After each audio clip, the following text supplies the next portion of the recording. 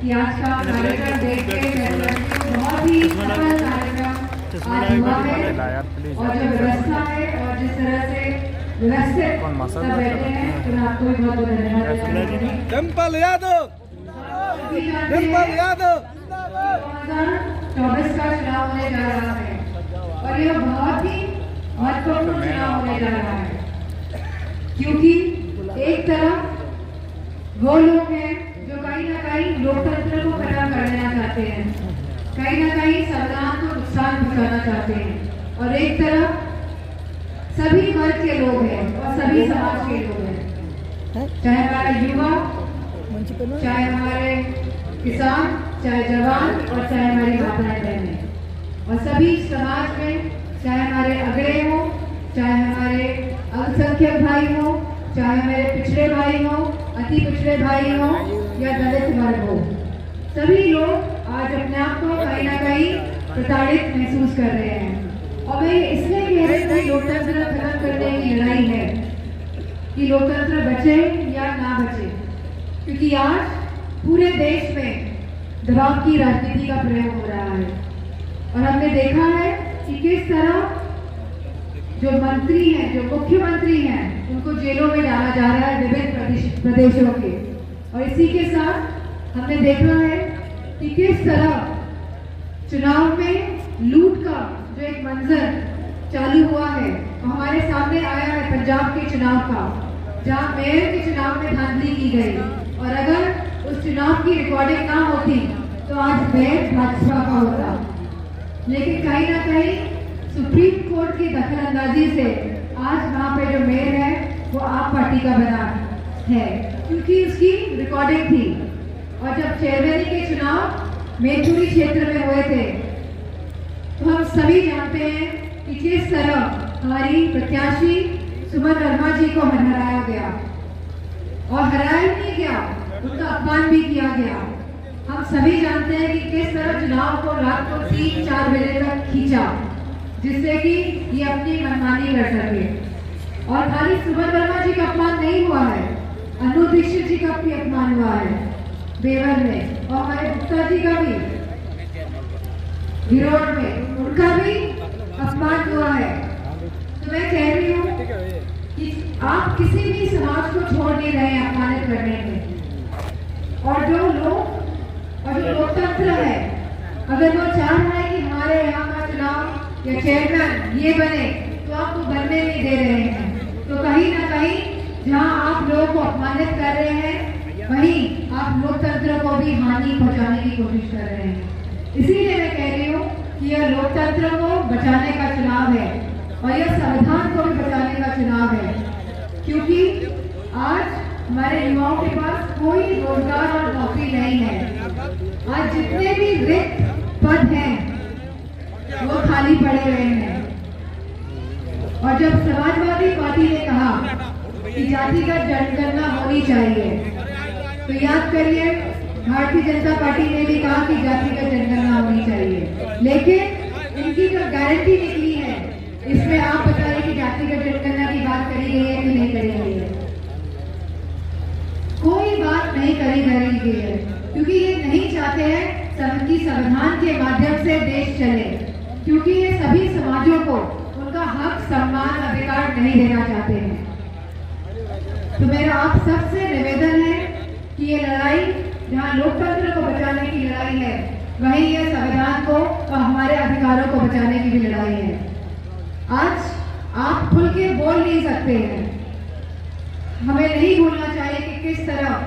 हमारे किसान भाई गए जब उनको एमएसपी नहीं मिली और जो सरकार ने वादा किया कि हम चुनाव के बाद विधानसभा के उत्तर प्रदेश के आप सबको एमएसपी देंगे, लेकिन जब वो अपने एमएसपी की मांग रखने के लिए दिल्ली की तरफ गए तो पूरी दिल्ली को एक छावनी की तरह तब्दील कर दिया गया और किसी भी किसान को दिल्ली में घुसने नहीं दिया गया और पूरी कंक्रीट की वॉल यानी कंक्रीट की दीवारें लगा दी गई और रबर बुलेट चलाए किसानों पर। और वही जिनने किसानों को गाड़ियों से रोका था, याद है कि नहीं? हम सब भूल जाते हैं, बस यही इस देश की जो मुसीबत है कि हम सब भूल जाते हैं कि जिसने किसानों को रोता उसी पिताजी को आज भाजपा ने टिकट देने का काम किया है। तो हमें समझना होगा कि इन लोगों में कोई भावना नहीं है और ये किसी भी समाज और किसी भी वर्ग के लिए कोई काम करना नहीं चाहते हैं। खाली दबाव की राजनीति से और भेदभाव की राजनीति से ये लोग शासन में बने रहना चाहते हैं। हमने देखा है कि किस तरह महंगाई चरम सीमा पे आज है और जो लोग आय दुगनी करने की बात कर रहे थे हमारे किसान भाइयों की, आज बताइए महंगी डीएपी, महंगी खाद और महंगी सिंचाई और बिजली से किसान की आय आधी रह गई है कि नहीं रह गई है। और खाद की बोरी में भी 10 किलो का मिलने लगा है। और जहां राशन में हमारी माताओं और बहनों को अगर आप आकलन करेंगे, अगर आप याद करेंगे तो आपको गेहूं, चावल, चीनी और साथ में केरोसिन का तेल भी मिलता था, लेकिन आज खाली बाजरा मिल रहा है। बाजरा और मक्के में क्या खाए, बाजरा मक्का। तो हमें ये देखना पड़ेगा जिन्होंने राशन में भी चोरी कर दी और क्या कहा था जब विधानसभा के चुनाव हो रहे थे कि होली और दिवाली पे 1 सिलेंडर मुफ्त देंगे। किसी को याद थी ये बात? किसी को याद नहीं थी, क्योंकि ये वादे करते हैं और हम सब भूल जाते हैं और ये नए वादे करते हैं। तो ये श्रृंखला को कहीं ना कहीं तोड़ना पड़ेगा हम सबको, नहीं तो पूरा देश नुकसान उठा रहा है आज इस बात का। जहां ये लोग देश की धरोहर, चाहे हमारे एयरपोर्ट हो, चाहे हमारे रेलवे हो, चाहे हमारी सरकारी जमीनें हो, जहां ये उद्योगपतियों के हाथ बेचे जा रहे हैं, तो बताइए जहां पे नौकरियां मिलनी चाहिए, जब उन्हीं का निजीकरण हो जाएगा तो नौकरियां किसको मिलेगी? इसीलिए ये नौकरी नहीं दे पा रहे हैं कि कहीं ना कहीं इनकी मानसिकता और मंशा और मंशा दोनों ही कहीं ना कहीं में खोट है। तो मेरा आप सबसे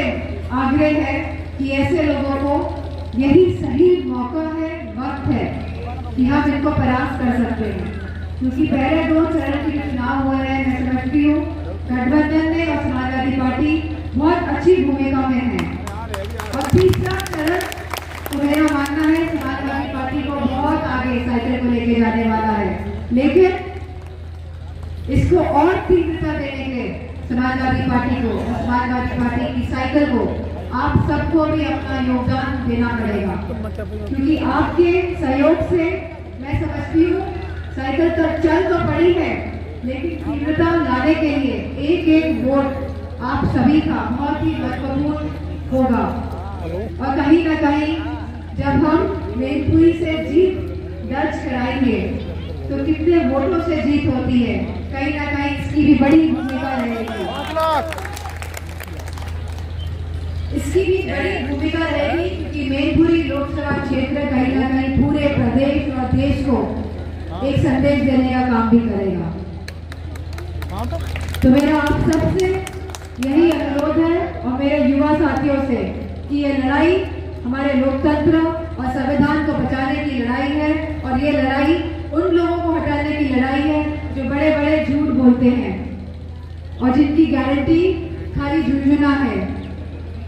और जो लोग लोभ के बहाने से वोट लेना चाहते हैं। लेकिन आज मुझे खुशी इस बात की है कि आज हमारा युवा ये जान गया है और उसमें ये जागृति आ गई है कि लोकतंत्र की लड़ाई और युवाओं के भविष्य की लड़ाई के लिए हम सब मिलकर भाजपा को हराएंगे। और मैं अपने सभी साथियों का और सभी सेक्टर प्रभारी, बूथ प्रभारियों का और सभी से मैं कहना चाहूंगी और सभी अपने प्रभारियों का, सेक्टर प्रभारियों का कहना चाहूंगी कि ये लड़ाई अब बूथ की लड़ाई है। अब ये लड़ाई हम सबको बूथ में लड़नी है और 2-3 दिन का ही प्रचार बचा है। अब बूथ तक वोट निकालने की जिम्मेदारी जहां आप सबकी है और जहां